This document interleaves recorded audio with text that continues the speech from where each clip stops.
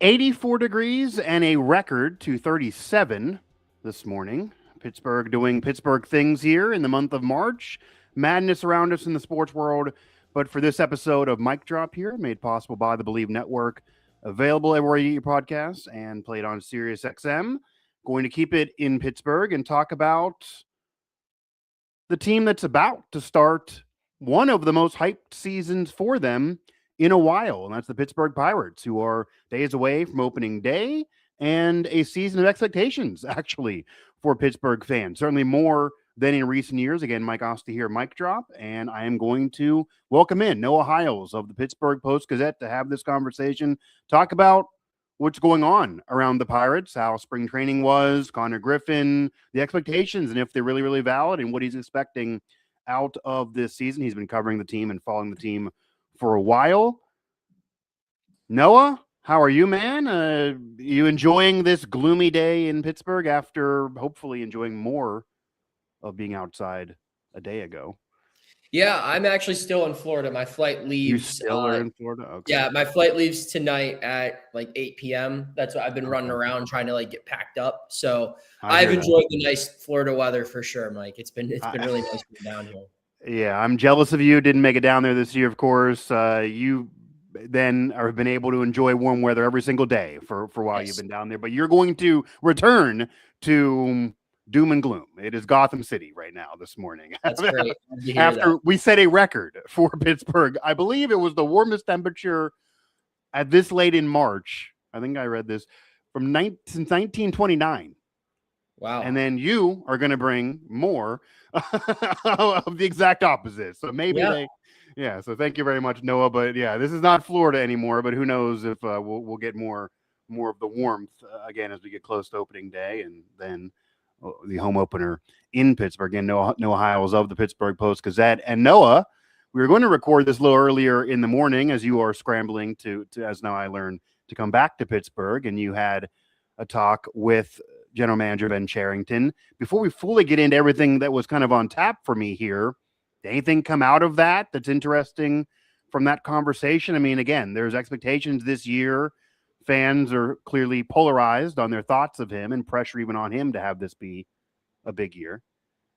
Yeah, no, nothing huge to come out of it. Just kind of some explanations behind the final roster, which is set. Talked about Carmen Majinski being the last starter in that rotation, how he'll be utilized. Top 100 prospect Hunter Barco makes the team in the bullpen, giving them another lefty out of the pen. You'll see him used in a role similar to what we saw Braxton Ashcraft and Mike Burrows and Bubba Chandler pitch out of last year when they all first came up. So just some explanations there, some talk on, Jared Triolo, why he was the starting shortstop, why Nick York and Billy Cook made the team out of camp, why Konnor Griffin didn't make the team out of camp. Interesting stuff, but I wouldn't say anything groundbreaking by any means. All right. Noah Hiles there out of the Pittsburgh Post-Gazette, Mike Asti, Mic Drop here. You mentioned Konnor Griffin, so we'll also go there. He does start down in the minors. He's not going to start with the big league club. Some were hoping maybe that would be the case. Not too surprising at this result, and I know you also wrote about some contract talks of an extension already for him. What can you tell us about why he didn't start with the big club, your thoughts on if that's the right decision and what you would have done, Noah Hiles, and then anything else you can give us on the contract negotiation talks? Yeah, I mean, I don't expect Konnor Griffin to be there very long because, I mean, the Pirates are – I've been told by multiple sources the Pirates are very interested in getting PPI reward for Konnor Griffin, which for those who don't know – if Konnor Griffin plays a full year of Major League service time this year as his rookie year, the Pirates will be awarded a draft pick. But in order to get a full year of service time, he needs to be up with the Major League club by April 9th. So if you look at the calendar, there's not a lot of days for him to be in Indianapolis to meet that deadline. There were some extension talks prior to the decision to send him down to AAA. The way those talks went essentially was like, you know what, like, they offered him probably a lower number than he's worth, and they were probably aware of that. But it was, hey, if you sign this, we can live without getting a draft pick for this. And if you don't sign it, you haven't necessarily played your way onto this team. You had an inconsistent spring. Sure. So they'll send him down to AAA for a little bit. They'll continue talking about the contract extension. He's probably going to be up here the first week of April. And they'd like to probably have that deal finalized by the time he gets up. So, like I said, don't expect him to be there very long.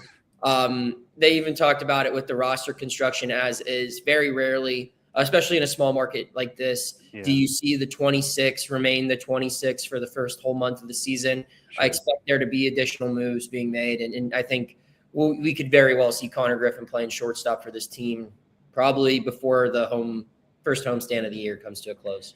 Yeah, and part of the hype around this team this year, unlike recent seasons, there were moves made in the offseason to win now.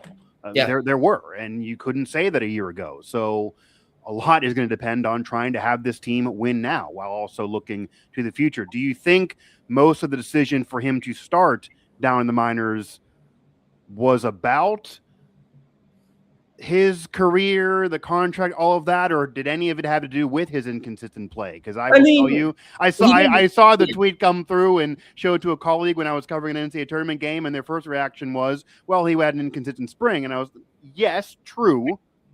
Is that why, though? He didn't do himself any favors. I'll say that. But I mean, like, if he does we'll see, right? If he's promoted in the first week of April, right? I'm not sure what 1 week in AAA really could have taught him. Aside from, there's some good steakhouses in Indianapolis, right? 100%.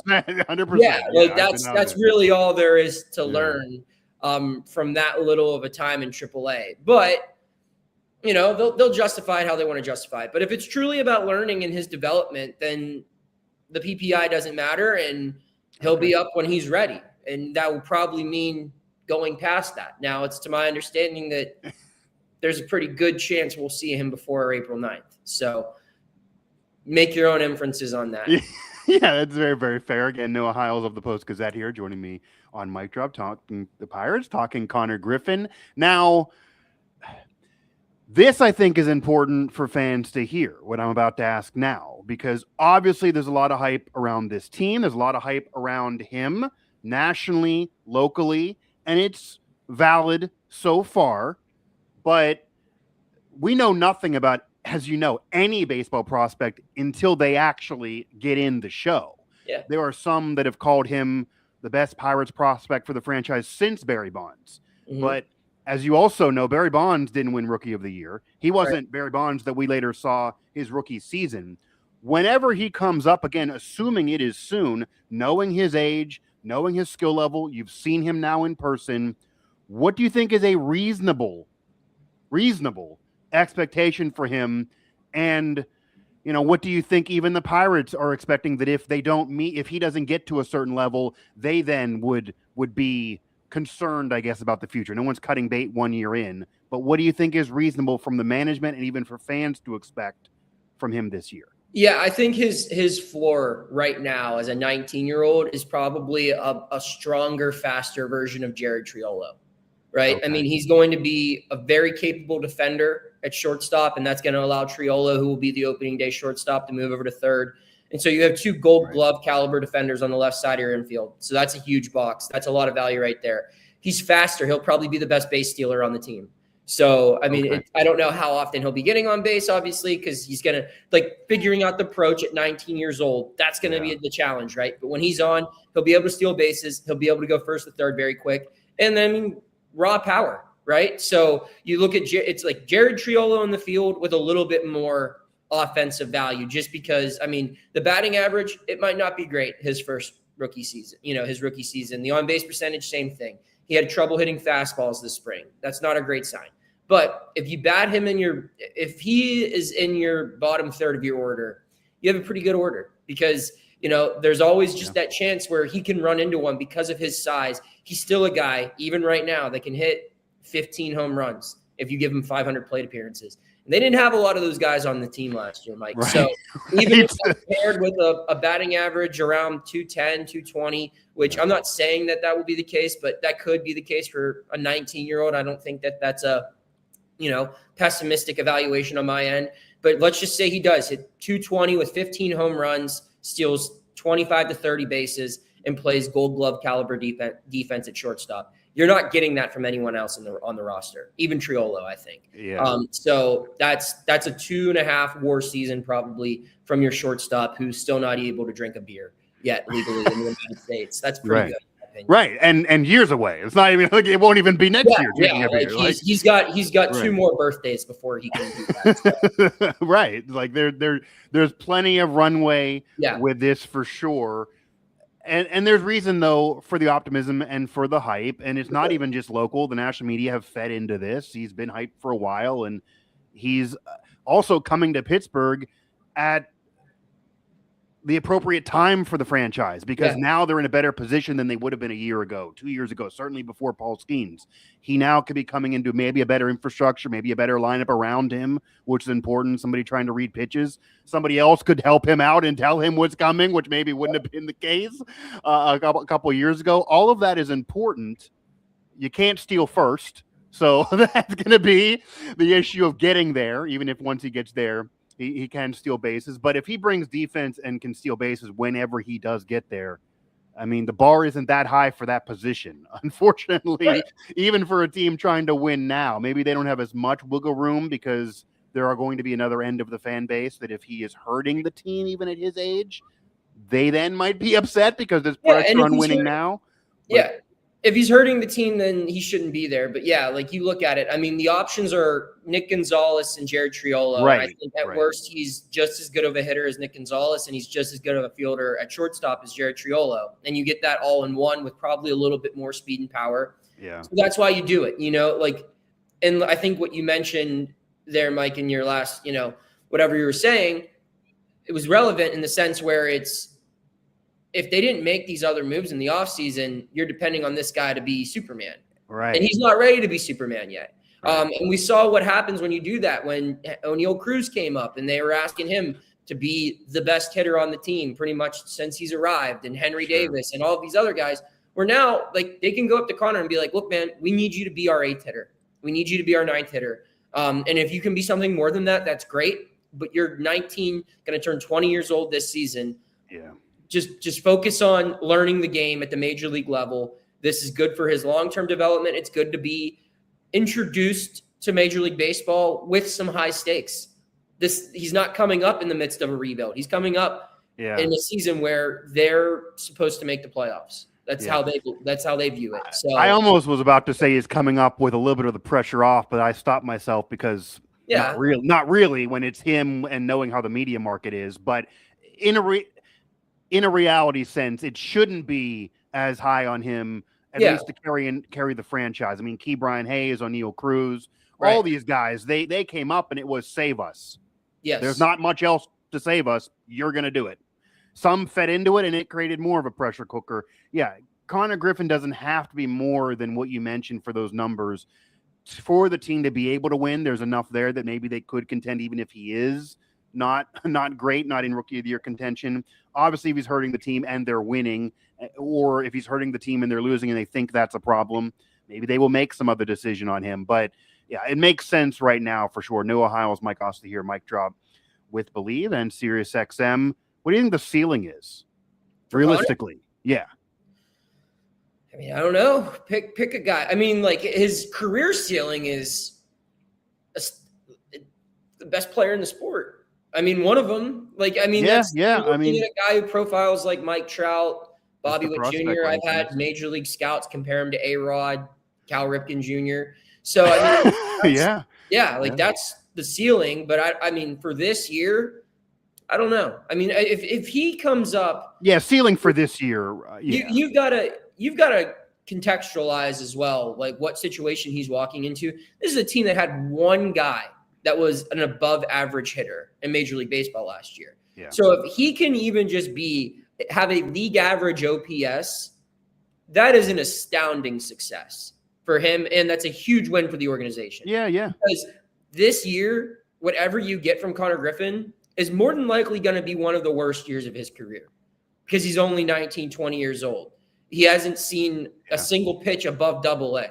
So the better it is, the more fans should be excited. And I really don't think, if he comes up here and struggles and has to go back down, I don't think that's a reason to panic. A-Rod couldn't figure it out his first year in the major leagues. Mike Trout couldn't figure it out. Like they needed to go up and down, and I mean Jeter too. So like there's plenty of precedent of young guys not being able to instantly figure out this game.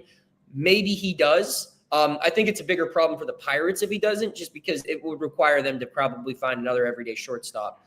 But his ceiling, I don't know. I don't know what his ceiling is, because I mean, I wouldn't have assumed at this time last year we'd be having this conversation. So who knows what kind of conversation we're having a year from now. I wouldn't have assumed we'd have this conversation about him or the team. Like I wouldn't have assumed that the tenor of the conversation would have been this at all. You're probably bewildered with the positivity when you appear on shows here days ahead of opening day, and would never have predicted it a year ago. Noah Hiles of the Pittsburgh Post-Gazette here joining me on Mic Drop. And yeah, that's all very, very fair. And I believe A-Rod didn't come up even this early right away to start that first season. He didn't start the season in the major leagues, no. So, because he was on that 95 Mariners team, but that was he came up like the end of that year, and then that next season was his first one. So this is still kind of unprecedented.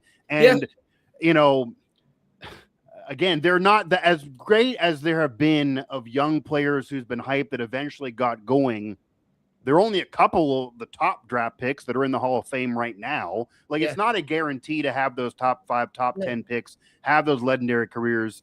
And he doesn't even have to be a Hall of Famer for this team maybe to have a solid stretch the next 3 to 5 years, if he's even close to being, you know, what he could progress into in this rookie year, Hall of Fame or not, should definitely be his worst season. I think the positive for him is just give them enough production for the franchise to be able to sell him as he's the guy next year. It doesn't have to be rookie of the year contention. None of that. Right. Again, I don't think the bar is too high, at least going into next year at his age for sure. Now, based on him, based on everything else they did in the offseason, based on Paul Skeens, talk about a guy getting better every single year. Hard to top what he's done his first 2 years. He has everything under the sun already on his resume except for team success. Do you think the expectations around the team locally, nationally, that they could have a winning season, contend for a wild card spot, quickly turn around and be that feel-good story that there often is around Major League Baseball? And it's been a long time since it's the Pirates, but it's always somebody. Is there enough to legitimately say it could be the Pirates? Are those expectations and that hype valid, or are people drinking the Kool-Aid too early for you? No, I think the word could is a good way to use it. I don't think this is a guarantee, but I do think if some things go their way, they're definitely going to be in that conversation. I mean, there's just they added a lot of high floor guys this offseason, like Lau and Hearn and Ozuna. Like, those are guys that are going to be average at worst, probably. And those players have won before. These are from winning organizations. Two of those guys are still in the thick of their primes. But that's all good to add.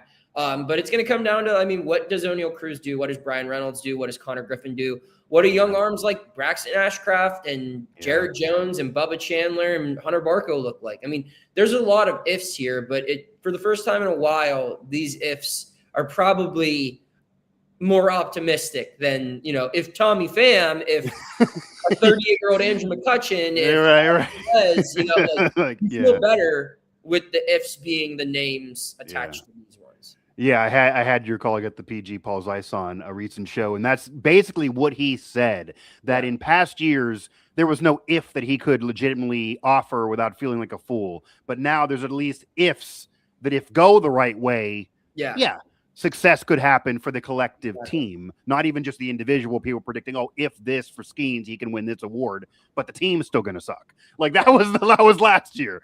This year now, if this occurs, and you could even see Skeens having a win-loss record that's well above 500 and maybe have a 20-win season, as insane as that sounds. He won a Cy Young Award with 10, but if everything else goes well, that should add wins to him. He had a lot of games that he didn't win that he certainly pitched well enough to win. Noah Hiles here of the Pittsburgh Post-Gazette. Now, you mentioned Ozuna, and I'm also going to get to Brian Reynolds and O'Neal Cruz because they're very, very important here before I let you go. But Ozuna, a solid ad for sure, but he's entering his Pirates tenure, unfortunately, as you know, in a little bit of a polarizing atmosphere looming over him because the belief among the fan base is that they selected him instead of Andrew McCutchen.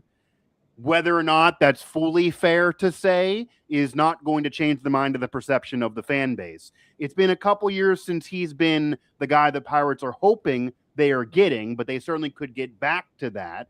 If he gets back to that, he would be an upgrade to what McCutchen's been in recent years, and expect him to be this season. If he does not, then who knows? How do you feel about Ozuna from what you've seen since he's come over, about what you think he will do this year, and if he can get back to where he was a few years ago with the Braves? And then where do you also stand on not bringing McCutchen back, choosing Ozuna instead, that opinion out there, if there was a way to have them both together, McCutchen now with the Rangers, how that whole situation was even handled? Because at the end of the day, you have Ozuna, McCutchen's not there, but clearly, and you even know this because Kutch used you as kind of a social media conduit last year, clearly it does not take anyone fully in the know to realize McCutchen is not thrilled with how his Pirates career ended. Yeah. Even if Ozuna would have a great year, I don't think that would improve the feelings of Andrew McCutchen within himself. So where do you stand? Yeah, I mean, I think first off, I don't think it'd be reasonable to expect Marcell Ozuna to have a year like he had 2 years ago. I mean, I don't think I don't think that club's in his bag anymore. But even if he does what he did last year, Mike, I mean, he had 22 home runs last year. That would have led the team. That's more than worth what you're paying him to do. So if he can be an above league average hitter, if he can drive in 70 to 90 runs and hit 20 plus home runs, Andrew McCutchen hasn't done that. Like, I mean, he did that a couple of years ago, but last year he was a below league average hitter. Ozuna was the better player. Ozuna also just does more from that DH spot. I just think that it was worth trying something different. And while it's a tough ending to the McCutchen era here in Pittsburgh, era 2.0, I should say, it is also worth noting, I mean, he got he had 3 years here for fans to see him achieve milestones, play, I mean, they were in the mix in 23 and 24 for a little bit. But they couldn't get done. And I guess the question is, like, do you want a better team or do you want another year of Andrew McCutchen? Because that's what I've been trying to tell people. So that's what they wanted, and they did that. And I don't know if it was the best move to complement the other moves they made this offseason, but if they were going to pick a full-time DH, this was the right one to pick, I think. So that's where I stand on that. Yeah, I think that's fair. And if you would have the same team and the same expectations and the same offseason and the same roster as a year ago or 2 years ago, Noah, I could then see the argument kind of where you were going. I could then see the argument where fans are kind of saying, okay, if you're not really going to win, let McCutchen have one last year in the sun. Give him some ABs. He is better defensively. He at least has that. Try it out. You're not going to win anyway. But this is happening in a year where they've had a better offseason. The most negative Pirate fan or media member around is saying that they could maybe have a chance, that there are ifs out there. We've seen that from fans and media members who normally are not high on this team or would laugh at that question. They're not laughing this year. So if that's your scenario, I think it's fair to, whether it's a slight upgrade or not, the best play. The best are there. The best is who you bring in. And in terms of who they reasonably could pay and reasonably find, Ozuna is a find add. Why do you think, though, as the only pushback is, so Ozuna is 35.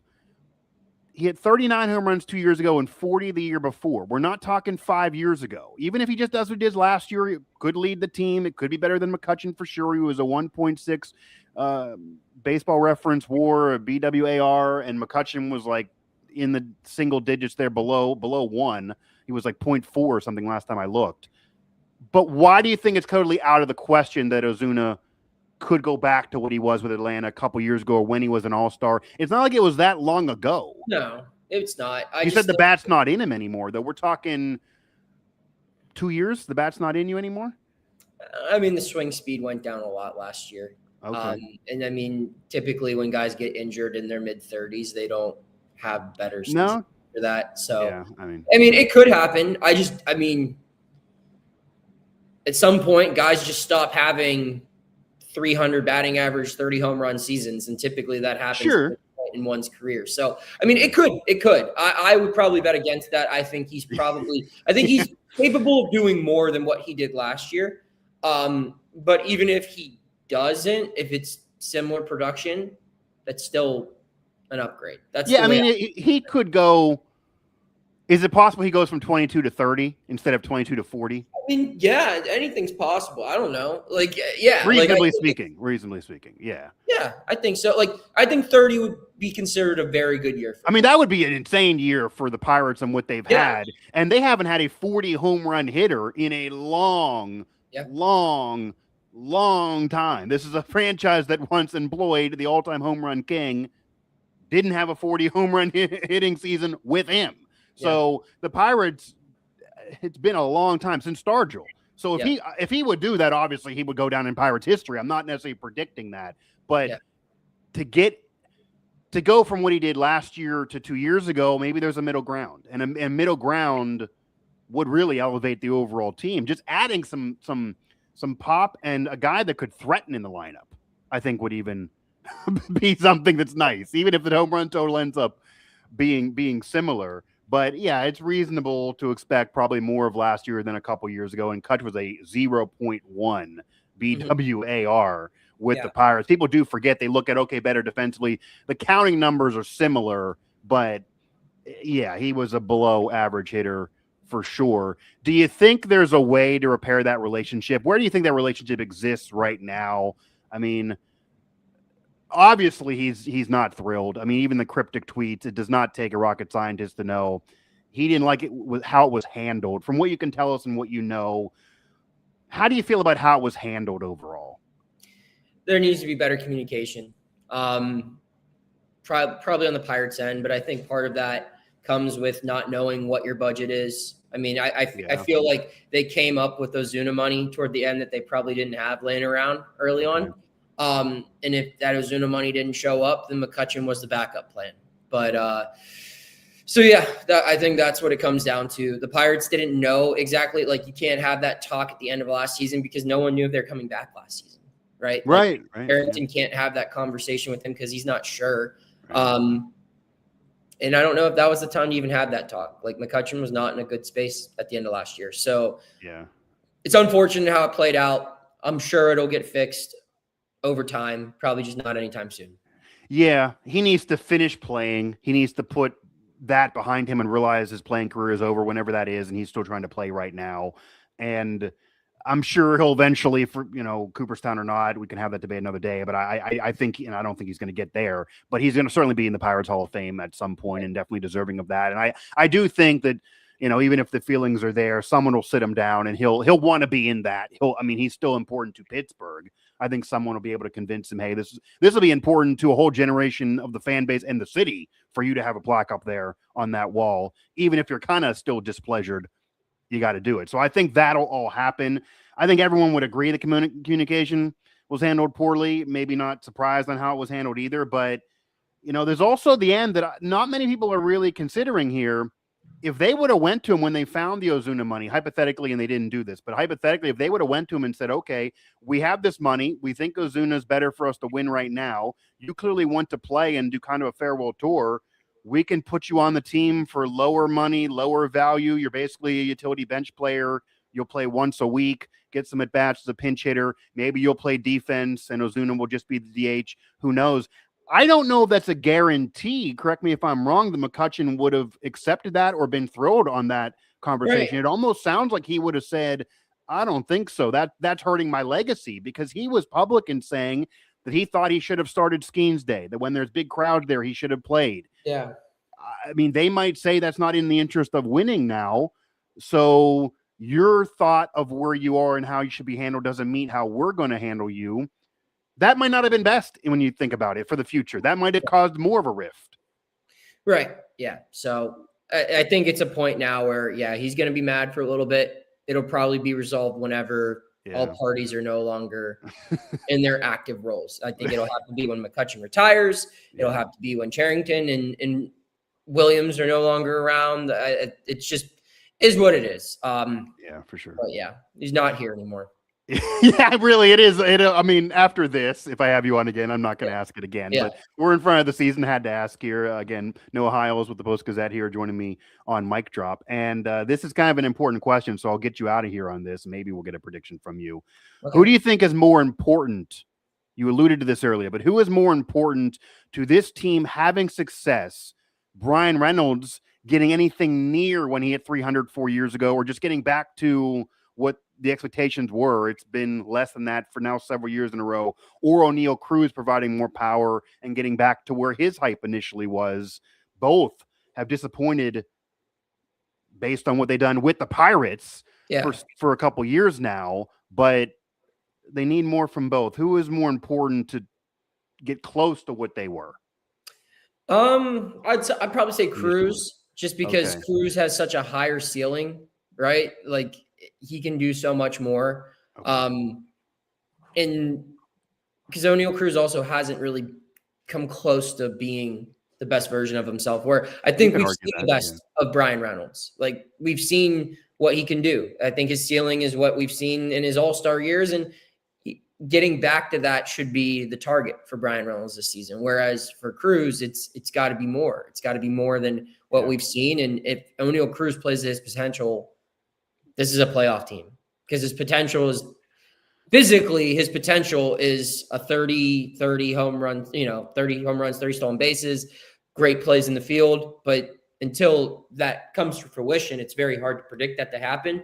But if that does happen, in addition to O'Hearn and Lau and Ozuna and Konnor Griffin and the pitching staff and whatever you get from Brian Reynolds, it's a pretty good team now. So yeah. O'Neal Cruz can be what you think O'Neal Cruz is capable of being. This is a really good team. Yeah, and the peak of O'Neal Cruz so far in his career, I would imagine, would be 2022. He was top 10 in Rookie of the Year voting, 17 home runs, but only in 87 games. That would have put him on more of a pace to do what you're saying. Yeah. That was obviously very early in his career. The next couple of years when he played more, didn't get there. The expectation is even nationally that he could do more. I mean, they're putting him in the home run derby. The vibe is he can do more, and if he does more and this team wins, he's also one you can point to that could become a star outside of Pittsburgh. I mean, when you hit the long ball and your team's winning, especially at a small market, people will love you all over. It has not yet happened for him, but if it does, as we just talked about with Ozuna, if O'Neal Cruz gets to 30 and Ozuna does exactly what he did a year ago and only gives you 20, 21, 22, together, put them together, and you got the home run total you're kind of looking for, which you haven't been close to in the past. So maybe that's more reasonable, that maybe there's a better chance that O'Neal Cruz can hit a little bit of an upswing, which wouldn't even fully be where you want him to be forever, than maybe Ozuna doing it. We will see. And I kind of do fall in line with the opinion that Brian Reynolds is kind of just who he is at this point. We're several years into this. He did hit 300 a few years ago. That is far more the aberration than the norm from what we've seen from him.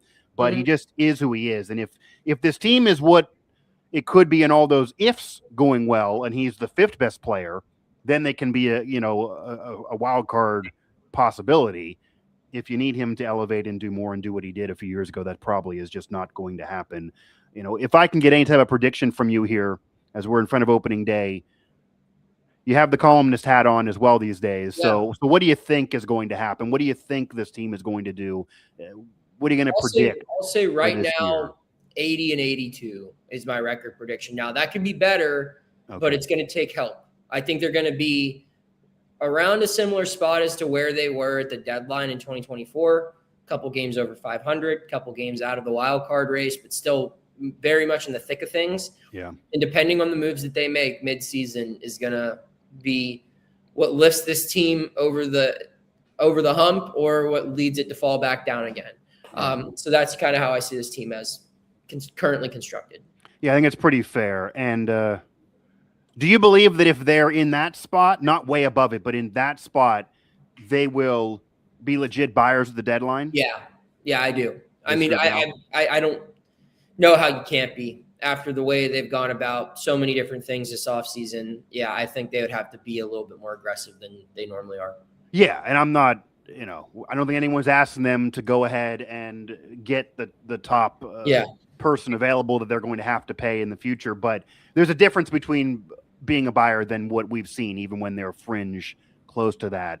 And I do think that if they would be in that spot and not at least buy this time, which I believe they will too, that would be one way to lose the optimistic fans that are hanging around. I mean, that would definitely lose the hype that's been infused entering this season. Noah, I appreciate the time for sure. Welcome back to Pittsburgh when you get here. And sorry you have to leave Florida, but the baseball season's about to start, so the weather should stay consistent pretty soon. Appreciate the time, man. Absolutely. Thanks for having me on, Mike. Yep. Noah Hiles of the Pittsburgh Post-Gazette. Known him for a while, doing great things there, and who knows where his future will take him. Everybody knows the tenure at the Pittsburgh Post-Gazette has an expiration date on it right now with what's going on at the PG, but he is still kicking butt and taking names and doing great work for sure, and not going to shy away from throwing his opinion out there, which I like. Having people on shows got to have their opinion, not just fully reporting. So Noah does a great job. Happy to have him on. Hope to have him on again as they get towards the season, and a lot of hype around this team. I do think it's legit.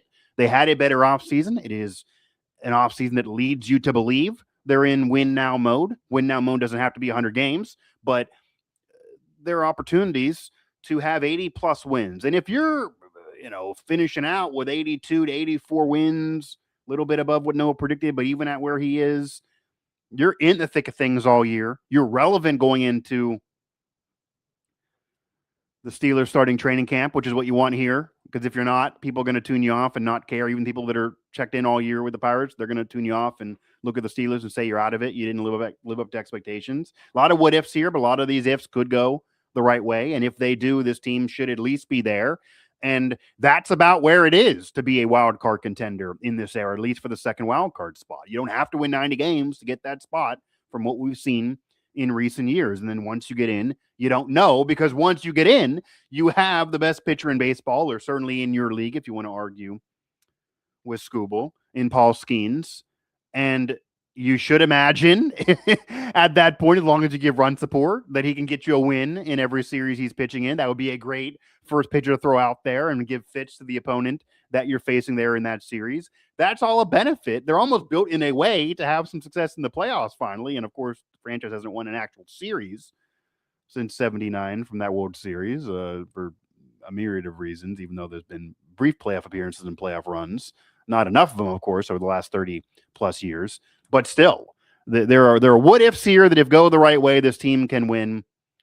There are what ifs here that going the right way is reasonable to maybe expect. There are what ifs here that if go the wrong way, you're not going to win and going to have no shot. But there's also what ifs here that if only half of them go well, you have a shot to be better. You don't have to have them all go well. You don't have to have Ozuna be 40 homers or 35 homers and a Cruz do the same, and then Reynolds hit 300 and Skeens win 20 and Konnor Griffin be rookie of the year. I mean, what if maybe you get some of those? But if a couple of them happen, you're in a far better position than you would have been a year ago. If none of them occur, you're probably in trouble and maybe the same as a year ago, or maybe you're still a little bit better because the roster is just flat out better. And there's no signs of Skeens getting any worse. Getting another pitcher to be behind him is obviously very, very important. And that's what Noah mentioned as well. So I appreciate the time from Noah. Great insight for sure. Noah's still writing for the Post-Gazette as we speak. You can find his work there. You can also find this show everywhere you get your podcast. Just search Mic Drop in the podcast directory. You can find it on the Believe Network main page and also available on SiriusXM. That'll do it for this edition of Mic Drop. And now, days in front of opening day here in 2026, there's optimism, or some of it, around the Pittsburgh Pirates. Crazier times have existed here in the Steel City. We will see now how long this stays.